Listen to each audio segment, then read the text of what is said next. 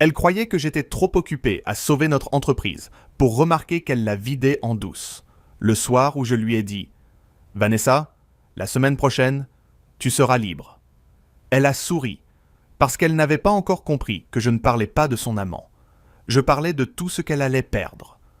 Je m'appelle Winston Stratton, 18 ans de mariage, 2 enfants, une maison propre, au point d'avoir l'air loué pour une publicité de mutuelle, et une société que Vanessa et moi avions construite depuis notre cuisine. Au début, c'était 2 ordinateurs, une table Ikea, des cafés tièdes, des factures qui faisaient de la résistance. Puis l'entreprise avait grandi. 26 employés, des contrats solides, une carte business American Express avec une limite confortable, et évidemment, une confiance conjugale tellement installée qu'elle avait fini par ressembler à un meuble. On ne la regardait plus. On posait des choses dessus. Vanessa avait toujours été précise. Presque française dans sa manière de gérer la vie. Elle avait vécu à Lyon adolescente et avait gardé de là-bas le goût des carnets, des rendez-vous notés, des phrases comme « il faut cadrer les choses », ce qui, dans sa bouche, voulait dire « je vais décider et tu vas appeler ça du consensus ». Pendant des années, ça m'avait amusé. Puis, un jeudi d'octobre, elle est rentrée à 23h47. J'ai retenu l'heure parce que j'étais dans la cuisine, devant le lave-vaisselle ouvert, avec cette joie intense réservée aux maris qui découvrent qu'une assiette a encore du saumon collé dessus. Elle portait son manteau beige, ses cheveux étaient attachés autrement, et elle sentait un parfum que je n'avais pas offert. Réunion avec Brad, ça a débordé, a-t-elle dit en retirant ses chaussures. Brad Sullivan, directeur commercial chez l'un de nos partenaires. Sourire de dentiste. Montre trop grosse. Poignée de main de type qui facture sa propre importance. J'ai répondu. À cette heure-ci, vos réunions méritent une prime de nuit. Elle a ri. Pas son vrai rire. Plutôt une petite monnaie nerveuse jetée sur la table pour payer le silence. Je n'ai rien ajouté. La première règle, quand quelqu'un ment mal, c'est de ne pas l'interrompre. On gâche le spectacle. Les semaines suivantes, Vanessa est devenue une professionnelle du téléphone, retournée face contre bois, WhatsApp muet, notifications effacées, appel pris dans l'allée, parce que, disait-elle, le réseau passe mieux dehors. Bien sûr, le réseau adore les graviers et les adultères. Emma, notre fille de 15 ans, l'a remarqué avant qu'elle ne m'en parle. Un matin, elle a demandé « Papa, pourquoi maman sourit à son téléphone, comme Lucas devant une pizza ?» Lucas, 12 ans, a levé les yeux de ses céréales. Elle écrit à Brad. J'ai vu son prénom. Vanessa est entrée à ce moment-là. Robe noire, sac sur l'épaule, expression lisse. On parle de moi. J'ai tartiné calmement mon toast. Toujours. Tu es notre sujet de société préféré. Elle m'a fusillé du regard. Mais trop vite, trop sec. Avant, elle aurait souri. Là, elle défendait déjà une frontière. Le premier vrai indice est arrivé un lundi. Elle avait oublié son ordinateur dans le bureau. Ouvert, posé à côté d'un dossier fournisseur. Je n'ai pas fouillé par jalousie. Je me connais. La jalousie me fatigue. En revanche, l'argent de l'entreprise me réveille très bien. Son calendrier affichait « Client Sullivan, 18h30, Marlow ». Sauf que Brad Sullivan était censé être à Phoenix, selon le mail groupé de son assistante. Petite contradiction, charmante. J'ai ouvert les dépenses de la carte business. Hôtel Marlow, 487 $. Restaurant italien, 218 $. Parking privé, 36 $. Spa, 164 $. Tout catégorisé en développement commercial. J'ai eu presque de l'admiration. Il fallait une audace particulière pour appeler un massage en duo une stratégie de croissance. J'ai téléchargé les reçus, les heures, les lieux, puis j'ai vérifié notre logiciel de notes de frais. Vanessa avait oublié les métadonnées. Entrée côté parking, terminal de paiement de l'hôtel, facture de chambre, 2 couverts, 2 peignoirs facturés. Et cette petite ligne ridicule. Prosecco. J'ai fixé l'écran longtemps. Pas parce que mon cœur se brisait en 1000 morceaux. Je laisse ce genre d'image aux mauvais romans. Non. Quelque chose en moi s'est simplement rangé. Comme un dossier qu'on ferme. Proprement. Définitivement. Le soir même, elle est rentrée tard. Encore. Journée horrible. Brad est impossible. J'ai fermé mon ordinateur. Je comprends. Certains hommes demandent beaucoup de disponibilité. Elle a pâli d'un demi-ton. Pas assez pour avouer. Juste assez pour confirmer. Elle est montée se coucher. Moi, je suis resté dans la cuisine, dans la lumière froide du frigo, avec les preuves dans un dossier nommé Audit-bas interne. Parce que même dans une tragédie domestique, j'aime les intituler sobres. À 1h08, j'ai appelé mon frère Nathan, avocat en droit des affaires, père de 3 enfants, homme capable de dire « ça va être compliqué » avec le calme d'un notaire devant une succession maudite. Il a décroché « Winston, il est 1h du matin ». J'ai répondu « Vanessa utilise la carte business pour financer Brad Sullivan ». Silence, puis « Tu as des preuves ». Assez pour faire transpirer un comptable. Il a expiré. Tu ne la confrontes pas. Tu copies tout, relevé, mail, calendrier, reçu, et demain tu viens à mon cabinet. J'allais répondre quand une notification bancaire est apparue sur mon écran. Compte familial, transfert sortant, 80 000 $, bénéficiaire inconnu, date de traitement. La veille, j'ai regardé la ligne 1 seconde, 2 secondes, puis j'ai dit à Nathan, en fait, elle n'a pas seulement trompé son mari. Ma voix était calme. Trop calme peut-être. Elle vient aussi de voler sa famille. Le lendemain matin, j'ai déposé les enfants au collège avec le sourire d'un homme qui a dormi 3 heures et découvert que son mariage avait un service comptabilité parallèle. Emma m'a observé depuis le siège passager. « Papa, t'es bizarre ?» J'ai répondu « Je suis toujours bizarre. Aujourd'hui, je suis juste mieux habillé. » Elle n'a pas ri. Les adolescents sentent les catastrophes avant les adultes. Ils n'ont pas encore appris à les emballer dans des phrases pratiques. Lucas, lui, m'a demandé si on commanderait chinois le soir. Preuve que l'humanité garde ses priorités. J'ai promis des nouilles. Puis je suis allé chez Nathan. Son cabinet occupait le 4e étage d'un immeuble en verre, avec une salle d'attente si blanche qu'on aurait dit une mutuelle de luxe pour gens qui ne tombent jamais malades. Mon frère m'a accueilli sans cravate, ce qui chez lui équivalait à une crise nationale. « Montre-moi », a-t-il dit. J'ai posé l'ordinateur, les relevés, les captures, les reçus d'hôtel, les mails, le transfert des 80 000 $. Il a tout lu sans m'interrompre. De temps en temps, il levait un sourcil. Chez Nathan, c'était l'équivalent d'un feu d'artifice. Elle a utilisé la carte business pour des dépenses personnelles. Elle a masqué les catégories. Elle a fait un transfert familial non justifié. Et Brad Sullivan travaille pour un partenaire avec lequel vous négociez un renouvellement de contrat. Résumé élégant, ai-je dit, tu veux aussi ajouter qu'elle m'a pris pour un idiot. Il a fermé le dossier. Ça, ce n'est pas illégal, juste imprudent. Puis, il a sorti notre pacte d'associés, celui qu'on avait signé 12 ans plus tôt, quand Vanessa avait insisté pour que tout soit cadré. Ironie. Cette grande couturière qui finit toujours par vous reprendre l'ourlet. L'article 14 parlait de fautes graves, détournement de fonds, préjudice à la société, conflit d'intérêts, rachat forcé des parts à valeur décotée. Nathan a tapoté la page. Elle a écrit sa propre sortie de secours, sauf qu'elle est de ton côté. J'ai senti pour la première fois depuis la veille une paix froide, pas de joie. Non, la joie aurait été vulgaire, simplement une ligne droite. Donc, je peux protéger la société. Il a hoché la tête. Et les enfants, si tu restes propre, pas de scène, pas de menaces, pas de messages furieux. Tu deviens l'homme le plus ennuyeux du monde. Les juges adorent les hommes ennuyeux. J'ai souri. Enfin, reconnu à ma juste valeur. En sortant du cabinet, j'ai appelé notre directrice financière, Mara, une femme de 50 ans qui avait élevé 3 fils et 2 audits fiscaux, donc presque rien ne lui faisait peur. J'ai besoin d'une revue complète de toutes les dépenses Vanessa sur 18 mois, ai-je dit. Elle n'a posé qu'une question. Discret ou très discret? Très. Elle a répondu. Je commence maintenant. À midi, elle m'envoyait déjà des anomalies. Billets d'avion modifiés. Chambres réservées, les jours de faux salons professionnels. Repas à 2, alors que Vanessa déclarait 5 participants. Une location de voiture à Aspen pendant un week-end où elle m'avait juré être chez sa sœur à Chicago. J'ai relu le message 2 fois, pas par surprise, mais parce qu'il y avait dans la répétition du mensonge une sorte de talent administratif.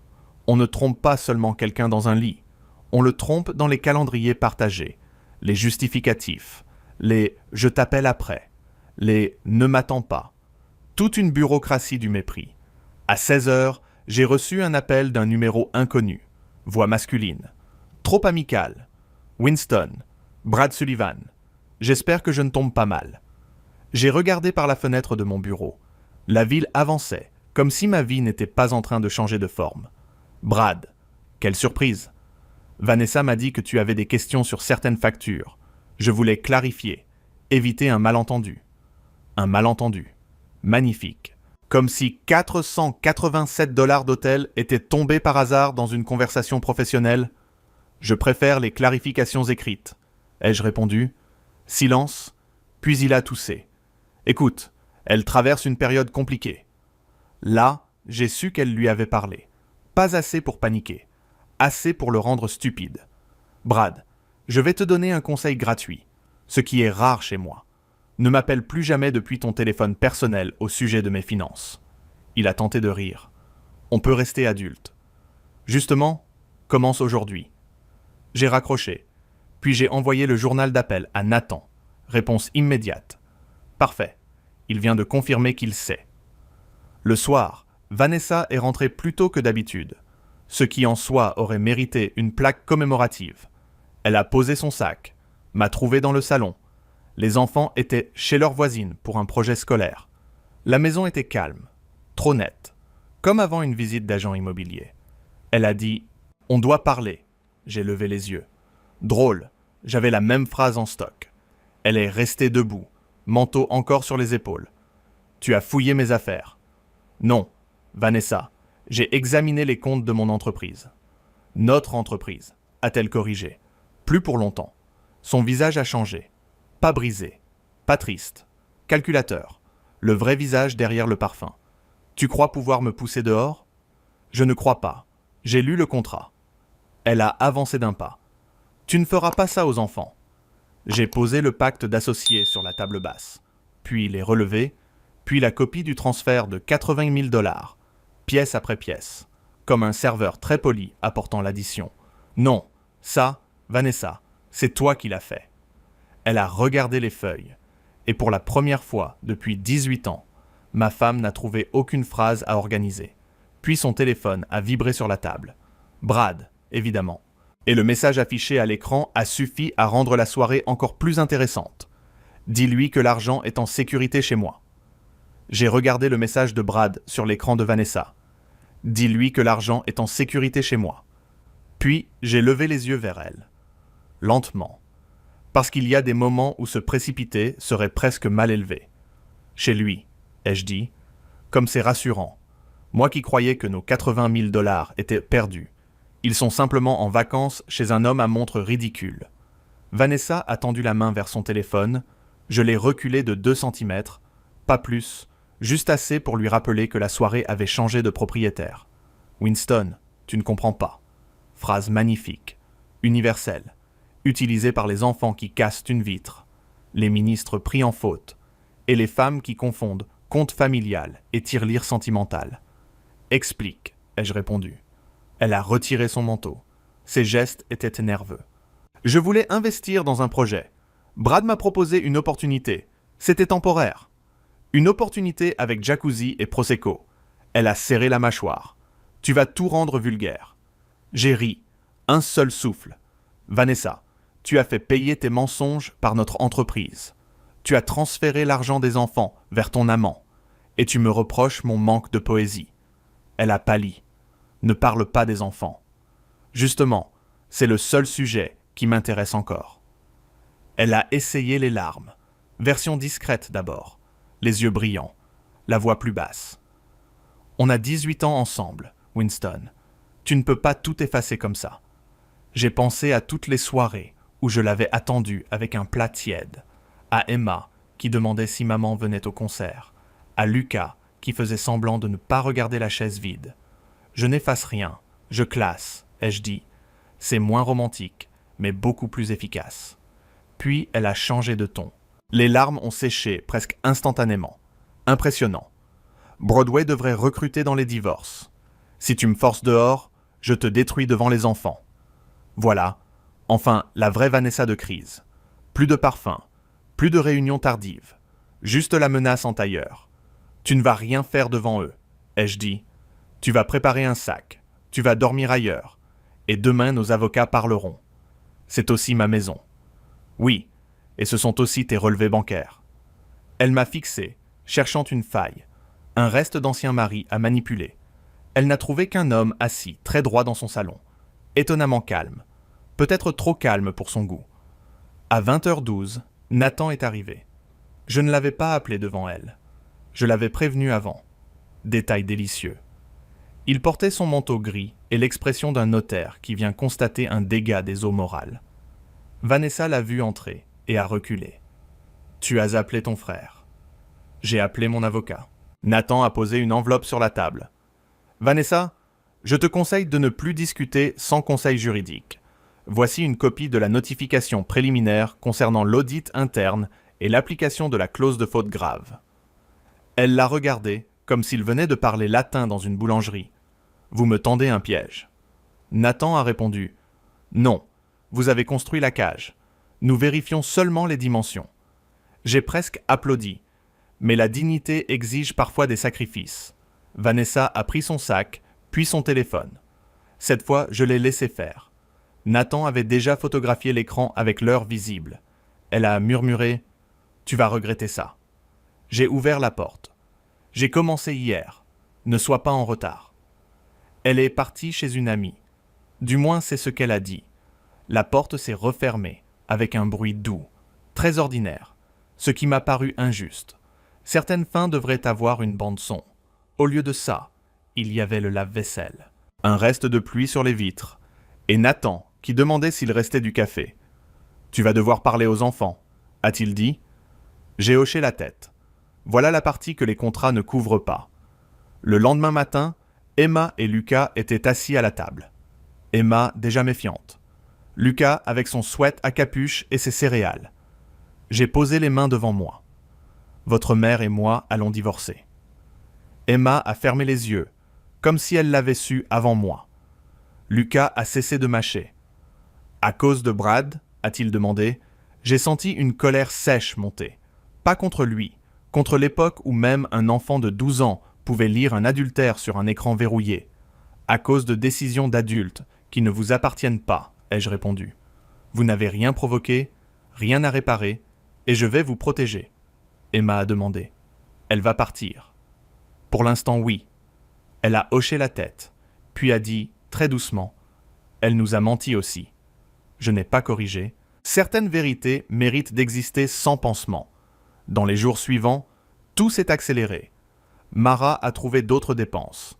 Brad avait validé certains rendez-vous bidons auprès de son employeur, ce qui transformait leur petite romance en conflit d'intérêts bien emballé. Nathan a envoyé une lettre officielle. Notre banque a gelé le transfert suspect grâce à une alerte de conformité. 52 000 $ ont été bloqués, avant de disparaître plus loin. Le reste avait déjà circulé sur un compte lié à une société écran montée par Brad, un nom prétentieux, Summit Horizon Consulting. Parce que les escrocs adorent les montagnes et les horizons, Vanessa m'a envoyé 27 messages en 2 jours. D'abord, on peut réparer, puis tu me manipules, puis tu ne survivras pas sans moi dans l'entreprise. J'ai répondu une seule fois, communique avec Nathan. Sobre, élégant, irritant.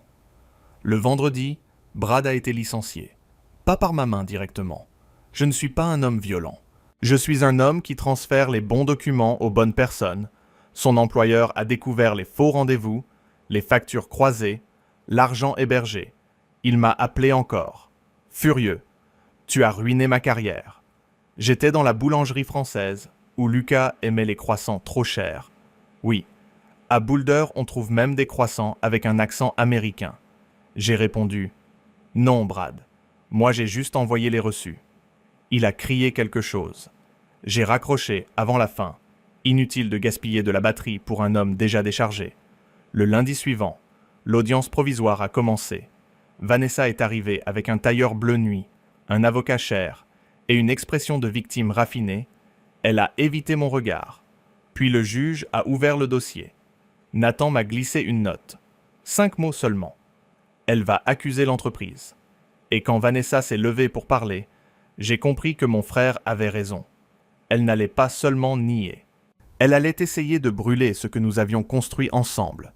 Vanessa s'est levée avec ce calme étudié des gens qui ont répété devant un miroir « Votre honneur, Winston contrôle tout, l'entreprise, les comptes, les employés. Il veut me faire passer pour une voleuse pour m'écarter. » J'ai regardé Nathan. Il n'a pas bougé.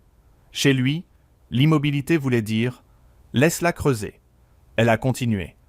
Les dépenses étaient professionnelles. Brad Sullivan était un contact stratégique et le transfert de 80 000 $ concernait une opportunité d'investissement pour notre famille. Pour notre famille. Magnifique.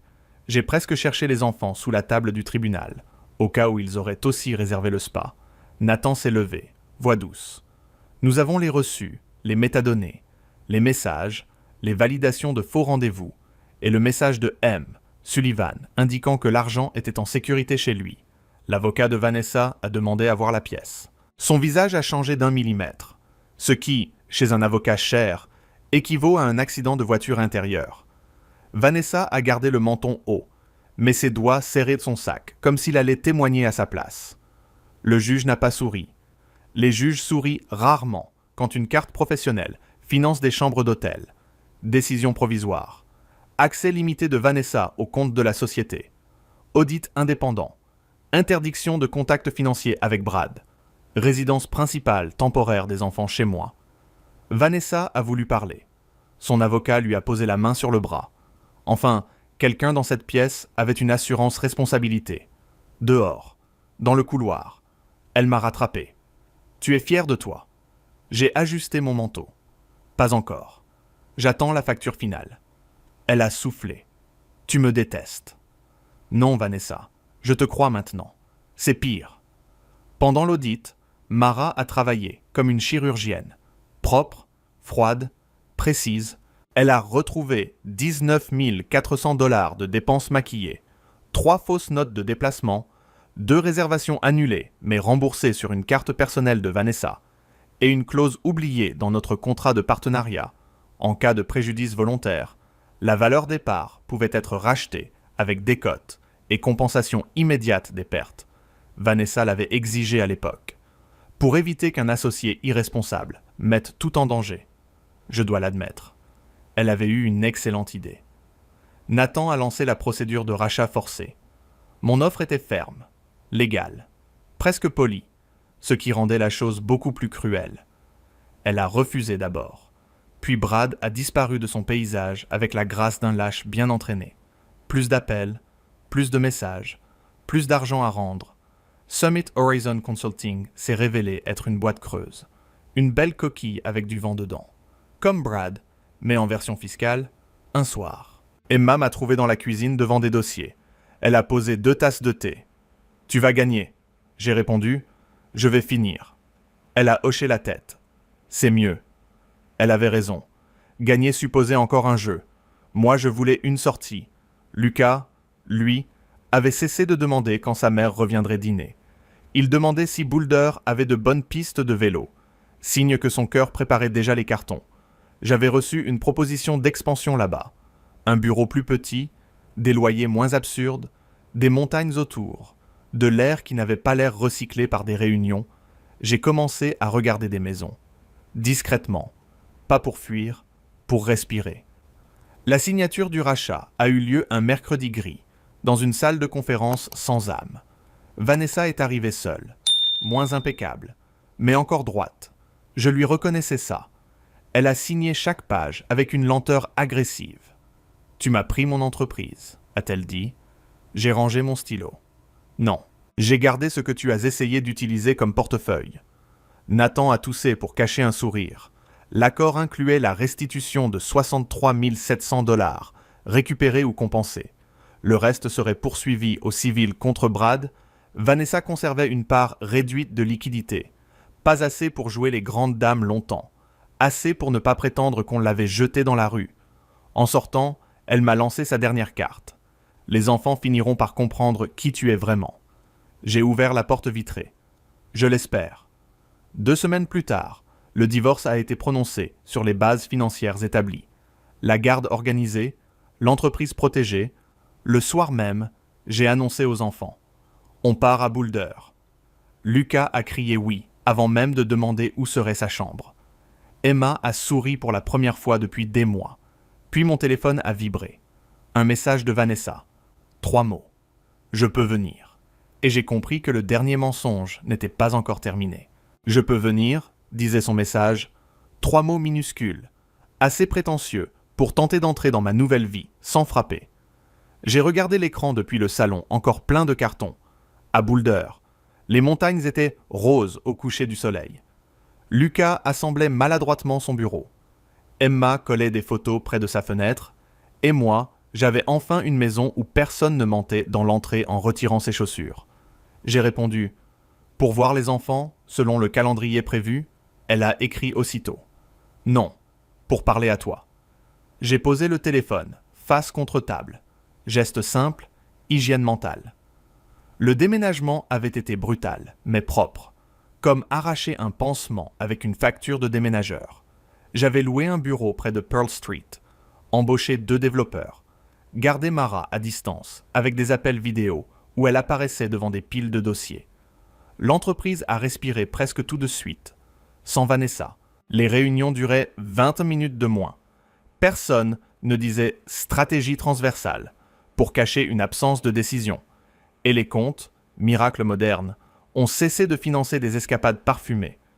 3 mois après notre arrivée, nous avons signé un contrat avec une chaîne de cliniques du Colorado. Le genre de contrat qui paie les salaires, les loyers et parfois même les croissants américains qui insultent gentiment la France. Les enfants ont changé plus lentement. Emma s'est inscrite au théâtre, non pas pour pleurer sur scène. Elle disait qu'elle voulait apprendre à mentir légalement. J'ai reconnu mon ADN. Lucas a rejoint un club de vélo. Il rentrait couvert de poussière, heureux, vivant. Un samedi, il m'a demandé « Maman a volé parce qu'elle aimait Brad ». J'ai gardé les yeux sur la poêle. Les pancakes brûlent vite quand les questions deviennent adultes. Non, elle a volé parce qu'elle s'est autorisée à le faire. Il a réfléchi. Donc Brad n'est pas la raison. Brad est un symptôme avec des chaussures chères. Il a ri, petit rire bref. Et j'ai su qu'on avançait. Vanessa est venue 2 fois. Toujours bien habillée. Toujours en retard. La première fois, elle a critiqué la maison. C'est petit. Emma a répondu. C'est stable. Silence parfait. J'aurais aimé offrir une médaille à ma fille. La deuxième fois, Vanessa a tenté de me parler dans l'allée. Je n'ai plus personne. J'ai dit, ce n'est pas une preuve d'amour, Vanessa. C'est un inventaire. Elle a baissé les yeux. Brad m'a utilisé. Probablement, ai-je répondu. Mais tu n'étais pas une passagère. Tu tenais le volant. Elle a pleuré. Vraiment peut-être. Je ne sais pas. À ce stade, je ne faisais plus d'expertise humide. Je lui ai simplement tendu un mouchoir. Pas mon pardon. Nuance importante. Le dernier retournement est venu de Nathan. 6 mois après le divorce. Brad avait essayé de déposer le bilan personnel pour éviter le remboursement. Mauvaise idée. Il avait oublié un transfert vers un compte appartenant à sa mère. Nathan l'a trouvé, parce que mon frère a pour loisir de transformer les lâches en documents exploitables. L'accord final nous a rendu une partie supplémentaire de l'argent. Pas tout, mais assez pour fermer le dossier sans le laisser saigner. Brad a quitté l'État. Vanessa a pris un emploi de consultante junior dans une société où personne ne lui confiait une carte professionnelle. La justice a parfois le sens de l'ironie. Un mardi matin, j'ai reçu une enveloppe d'elle. Dedans, une lettre manuscrite. Pas d'excuses grandioses. Seulement, j'ai détruit plus que je ne voulais admettre. J'ai lu la phrase, puis j'ai rangé la lettre dans une boîte, avec le jugement, les anciens contrats, les preuves, pas par nostalgie, par méthode. Les catastrophes aussi méritent d'être archivées. 1 an après mon départ, je me suis retrouvé sur un banc à Boulder, café brûlant à la main. Emma répétait une scène dans le parc avec son groupe. Lucas faisait des tours en vélo autour de nous. Le soleil frappait les montagnes avec une indécence magnifique. Mon téléphone vibrait moins, mon entreprise grandissait mieux, et mon nom n'était plus attaché à ces mensonges. Vanessa n'avait pas disparu de nos vies. Elle était la mère de mes enfants. Pas une sorcière, pas un monstre. Juste une femme qui avait cru qu'une famille pouvait servir de décor pendant qu'elle jouait un autre rôle. Moi, j'avais appris une chose très simple. La dignité ne fait pas de bruit. Elle ferme la porte, change les serrures, protège les enfants, signe les papiers et recommence ailleurs. Alors quand Lucas m'a demandé si on était enfin chez nous, j'ai regardé Emma rire au loin. Les montagnes, les cartons en fin d'effet. Et j'ai répondu « Oui, maintenant oui ». Puis j'ai coupé mon téléphone. Parce que parfois, le plus grand luxe d'un homme trahi, ce n'est pas la vengeance, c'est le silence. Vent. Okay, this is amazing. Wait, I can't... Guys, can someone send that to me in Discord? Because I can't use my hands currently. If you're wondering why I'm being a brat and I'm not modding my own channel, my accent's a pure mix. Makes Lonely Nights also only have a sock puppet with a mustache. He's going to be laying in bed next to me tonight. I'm going to be lay there in bed. And I'm going to be like, oh, I wish I had someone to straighten my hair right now. And Steve's going to be there for me. Let's try a new voice. Does that mean I need to get a new sock? This is great. While my game's out, I'm sweating. Should we try doing a sexy voice? I'll join your Discord, Nadju, and I'll send a voice saying, oh my god, this is great. Okay, I'm going to get another sock. I'm going to get a sexy sock.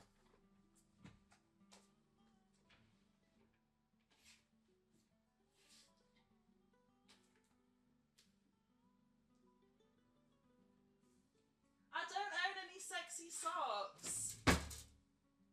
This is like a girly sock. What's a sexy sock? I was hoping I had some like, you know, like pop socks. But I don't, unfortunately, so. A fishnet. I do have this for a slightly more goofy personality, though. A fishnet. I wish I had a fish. Yeah, a fishnet would have been good. We need a feet lover here to tell me what a sexy sock is. That's so true. Are there is anyone here from the feet tag? That could be a fun personality. But this is my girliest sock that I have. Sunset now. How do I do a sexy voice? Like that. Look at that. She's hot, right? Put some false eyelashes on her. She's a catch. What's her name going to be? You can just use your hand and call it naked hand. Nice. Just showing us your socks. Yeah, guys, if you want to see my socks, this is great for foot tag content. Harley. Hi, my name. Hi, my name is Harley. Oh, she's southern. She's a southern belle. Slutty naked hand puppet. Hi, my name is Harley, and I love long walks on the beach. I have it as my Discord tab. Do you actually? I love long romantic walks on the beach and espresso martinis. I don't know what does she like? Harley. My name is Harley. Do you want to take me on a date? Wait, can I get them to talk to each other? Oh my god, can Steve and Harley fall in love? Wait. Hi, Cobb. Oh my god, this is amazing. Steven, oh my god, I'm so lonely.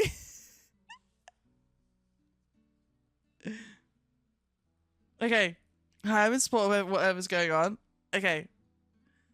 Needs more breath. Harley. Well, good day, darling. No, that's southern. Shit, good eye. Good eye, Harley.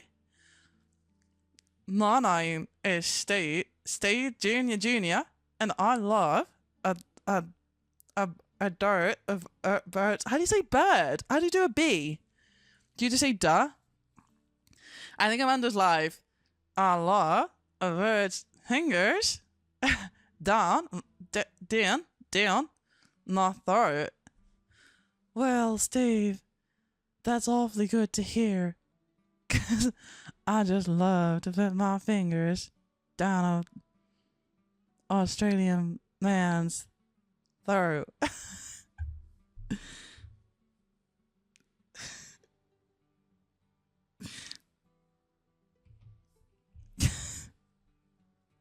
I'm cutting this off, guys. I'm cutting this off. Third, your tongue lives in the front teeth with it. Your tongue, yeah, my tongue does live there. I have a lisp. That's my issue.